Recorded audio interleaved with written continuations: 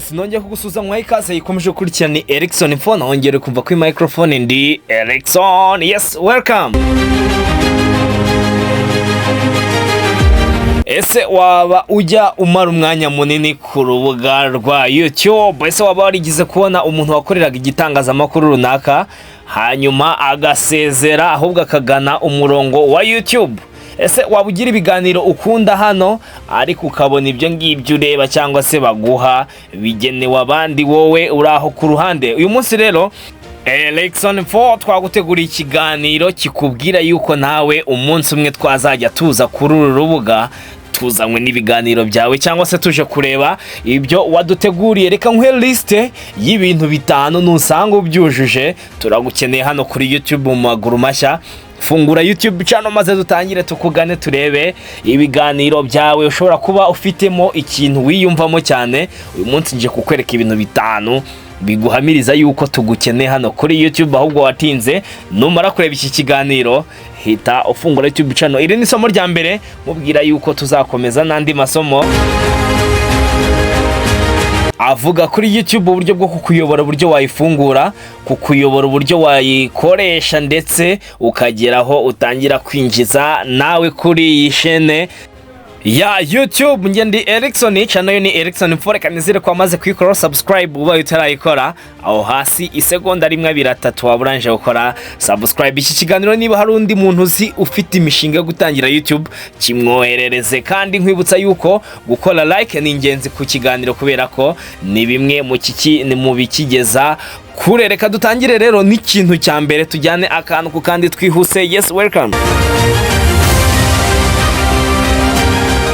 Yes, niba mu byukora ugeze igihe nawe ukavuga uti nkeneye kubaka brand yanjye cyangwa se izina ryanjye, nkeneye gukora ibintu umunsi ku munsi mvunikira izina ryanjye kugira ngo nzagere igihe ibyo ndi gukora bizabe biri mu mazina yanjye, ndetse mbe nagira aho nkomanga mu izina ryanjye, apana mu izina ry'ikigo nkorera cyangwa se aho mbarizwa. Niba nawe rero ushaka kubaka izina ryawe, turagukeneye kuri YouTube kugira ngo uze hano ukore YouTube cyangwa se umuyoboro tuzajya tugusanga aho bikozwe nawe ubwawe kandi byinjiriza wowe ubwawe. Niba iki kintu rero ukifitemo, icyo ni ikintu cya mbere, ngwino kuri YouTube, turagukeneye mu maguru mashya. Reka twihute n'ikintu cya kabiri, ntago nkutindira.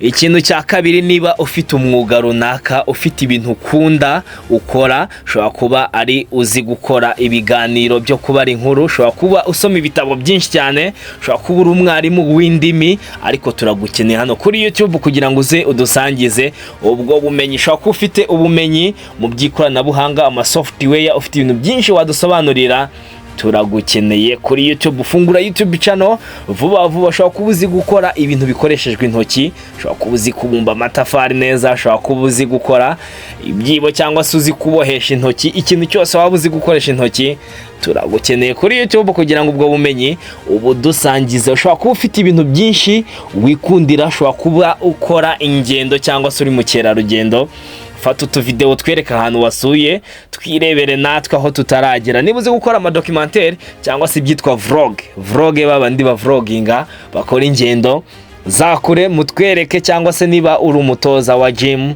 wa fitness coach, cyangwa se hari uburyo ukoramo imyitozo, turagukeneye kuri YouTube kugira ngo dusangize ubwo bumenyi. Icyo ni ikintu cya kabiri wakabaye ufite. Niba usanga ugifite, nyamuna fungura YouTube channel kuko turagukeneye cyane. Reka dukomeza n'ikintu cya gatatu tudatinze.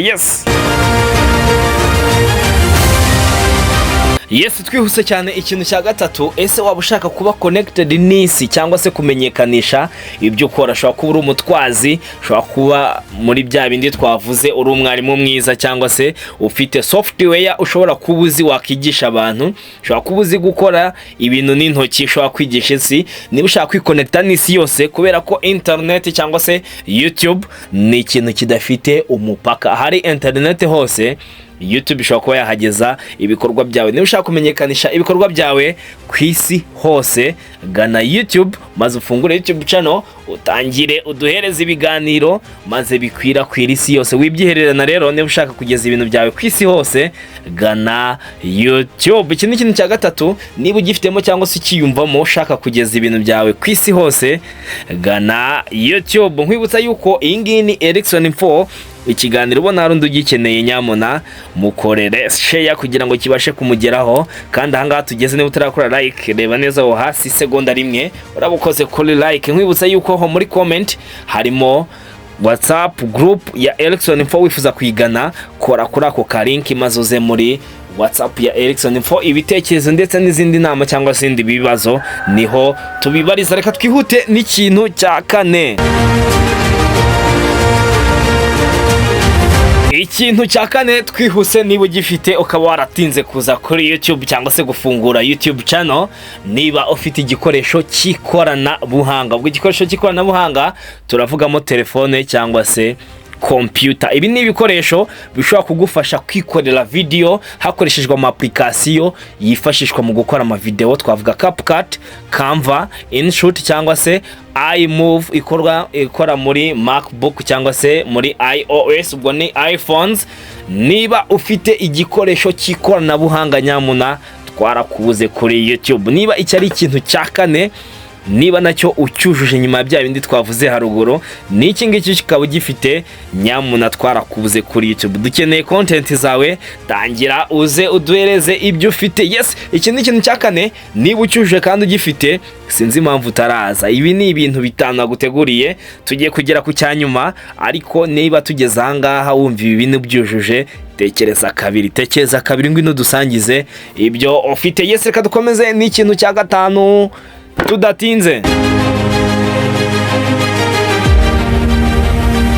Ikintu cya nyuma naguteguriye rero, niba ukeneye kuza kuri YouTube channel cyangwa se niba wifitemo icyo kintu ukaba utaraza, niba ushaka amafaranga. Hey, iki ni ikintu cya gatanu, nongere nkisubiremo. Niba ushaka amafaranga wigengaho kandi ajyanye n'imikorere yawe, YouTube ni urubuga binyuze mu cyitwa YouTube Partner Program, binyuze mu kwamamazwa kw'ama video cyangwa se kw'ibicuruzwa bimwe na bimwe bikoreshwa mu buzima busanzwe byamamazwa binyuze muri video wakoze.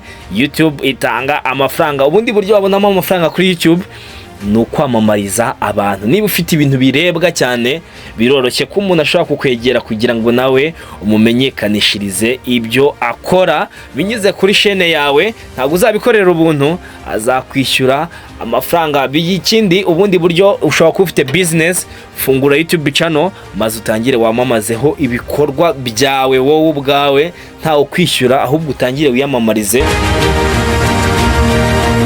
Nkuko twabonye rero, YouTube igera hirya no hino, bivuze ngo mu gihe urebwa n'abantu, abo bantu ni isoko ryiza ryo kuba wabamenyekanishaho ibyo ukora. Ubu n'uburyo rero YouTube izaguhereza amafaranga. Niba ushaka amafaranga binyuze mu cyitwa YouTube Partner Program cyangwa se uburyo bwa YouTube ihemba abantu bijyanye n'ibyo yamamaje ku ma video yabo, ngwino kuri YouTube. Ikindi, ushobora kuba ufite ibikorwa bigeze kure maze ugatangira kwamamariza abandi bantu bijyanye no channel yawe, bijyanye n'abantu bayireba, ugatangira kwamamariza abandi. Ikindi, ushobora kuba uri company, business, urwego rwa leta, ngwino utangire wamamaza ibikorwa byawe binyuze kuri YouTube channel yawe, utangire wiyamamarize bijyanye n'abakureba, utangire babwire product cyangwa se ibicuruzwa na service waba ufite. Yes, ubu ni uburyo butanu cyangwa se impamvu eshanu, niba uzifite cyangwa uzujuje, turagukeneye kuri YouTube. Nge nari Erikson waguteguriye ndetse kugejeho n'iki kiganiro. Channel yo ni Erikson Info. Reka nizere ko wamaze kwikora subscribe, like ni ingenzi kuri iki kiganiro. Muri comment duhuru tubwira niba ubyujuje cyangwa se niba wari ubikeneye kugira ngo utangire channel yawe. Reka duhure muri comment tubwira niba twari ikiganiro twazaguha ubutaha. Na ubutaha, ciao.